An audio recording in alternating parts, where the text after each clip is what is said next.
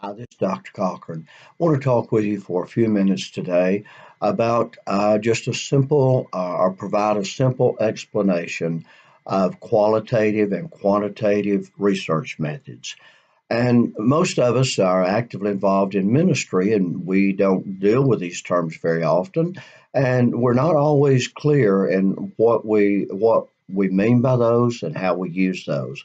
And even after reading your textbook material, you might find some of the terminology and some of the content a bit hard to picture and grasp and picture in your mind. I know I did. I've completed a Doctor of Ministry project and a PhD dissertation, and the research and understanding the purpose of the analysis was one of the more challenging parts for me. And so I want to talk with you today about quantitative and qualitative research. Simply stated, quantitative research is research in which you measure something. It could be that you measure the impact of a study on those who participated in that study. It could be that you want to measure a change in attitude or a change in activities, a change in comprehension. You want to measure a change that came about as a result of people being involved in that particular study. And what you would do in a quantitative study, you would develop a numerical scale, and you would ask people to respond to a question that you would have. And they would respond with 1, 2, 3, 4, 5. A 5 point scale is most often used in DMIN projects, and you use a scale that's referred to as a Likert scale or Likert scale, depending on who's pronouncing it. I listened to some YouTube videos from academic sources, and I found that the term was pronounced both ways again, and in both of those, and I've seen that through the years. And so it's either a Likert or Likert scale, and you use the one that you're most comfortable with. Probably Likert is the one that you'll hear most, but on that scale, there can be more, but you'll typically use a 5 point rating scale, and maybe you could have 1 to 5, and or 0 to 4, but I would prefer 1 to 5. And you would maybe have someone. One would be you disagree with the statement. You might ask the question: participation in this study has improved my prayer life, and or maybe a better question, which would be more specific, is I pray on a more regular basis as a result of being a part of this study. And because improved is a very open ended term. And so you want to be specific in phrasing your questions. And so, so you could have a person respond. One would be disagree. In other words, I'm not praying any more frequently than I was before. One would be strongly disagree. Two would be disagree. Three would be neutral, which would signify there's no change in my prayer habits. Four would be agree, which would mean that I'm praying more often now than I did before participating in this study. And then five would be strongly agree, which means that I'm praying much more now than I did before participating in this study. And so that would give you a way to measure the rate of change or the impact that studies had on the individual participating. Now, you would then you would could take all of the scores. That say you had 8 people participating. You could take all 8 of those, or let's have a larger group. Let's have a dozen in that group. You could take all 12 of those and then determine the rate of change for all of them. Take that rate of change and average that, and you could say, perhaps in your study, that the 70% of the people participating in this study indicated that they pray more frequently now than they did before being involved in the study. Or you just simply average the numbers and give that percentage of the people that showed an increase in their prayer life.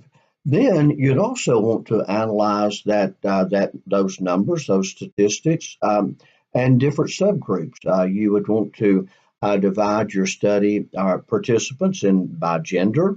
Did men or ladies seem to have a greater realize a greater impact in being in this study? Age would be a factor. Then, and you could have as many age groups as you want, depending. In a small group, you wouldn't want too many because you wouldn't have that many scores in each age group.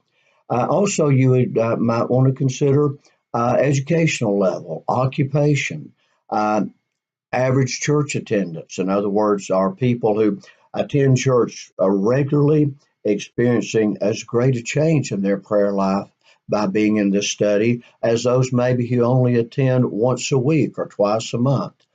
And there, you could look at your project and you can look at different ways in which you can analyze those numbers, and that gives you a picture of the rate of change that's taken place. Now, if you are curious as to what part of the study had the greatest impact in bringing about that change, what part of the study was most meaningful for them? And then you're wanting to ask questions that relate to attitude. In that case, you'll ask an open ended question. And that question would simply be what part or what information in this study had the greatest impact in increasing your prayer life and are increasing the frequency of your prayer life? Then people would respond, and you might get a lot of similar answers, you might get different answers, and you would simply look for answers. And then what I did in my PhD dissertation was basically write a narrative in which I described of the five people who said their prayer life was enhanced as far as they're praying much more frequently. I might write that two indicated that the encouragement from session two, in which the instructor said so and so, made a great impact on them and encouraged them to pray more often. And so you would look to see it, and look for trends in people's response. Was there something that impacted a number of those? And you'll have some outliers, or those who have uh, that have a response that's outside the major group. You record those as well, but you're wanting to complement your quantitative study by offering an explanation as to why or how that change came about. And when you combine quantitative and qualitative study to produce a numerical rating and also a written narrative about the people's response, then that's referred to as a mixed methods approach.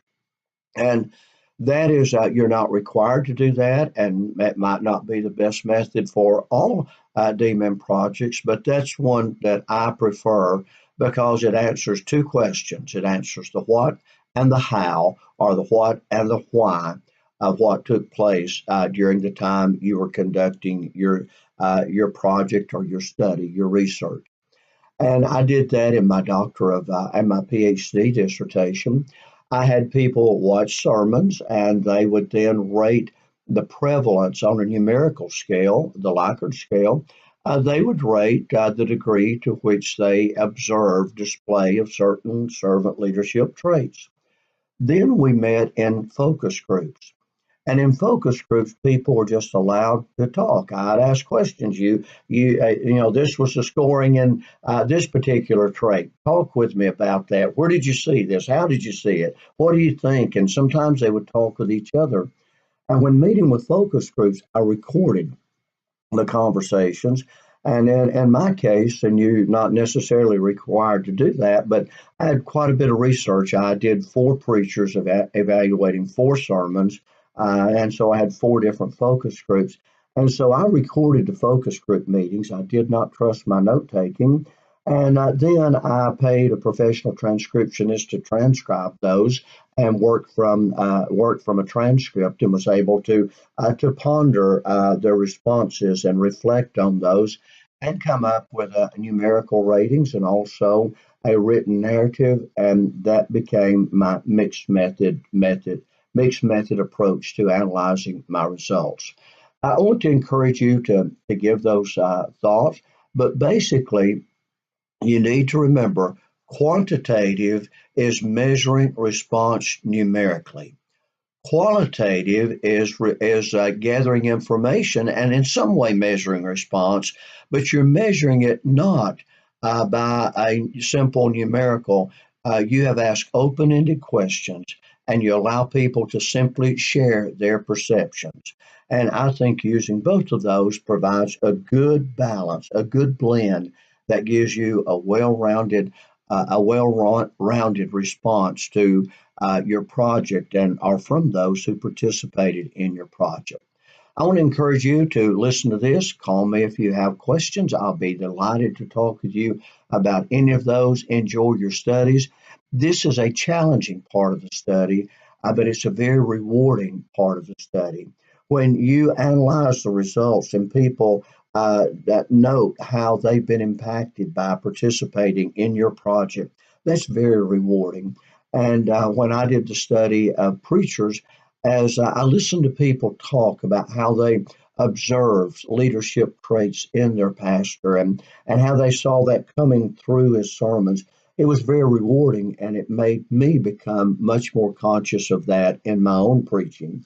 And so I want to encourage you to listen to this and then look at read your material again, look over it, and let me know if you have questions. And I want to talk with each of you personally about your methodology as you move to that part of your practice proposal. So I look forward to talking with you about this subject. Thank you. You have a blessed day. Thank you.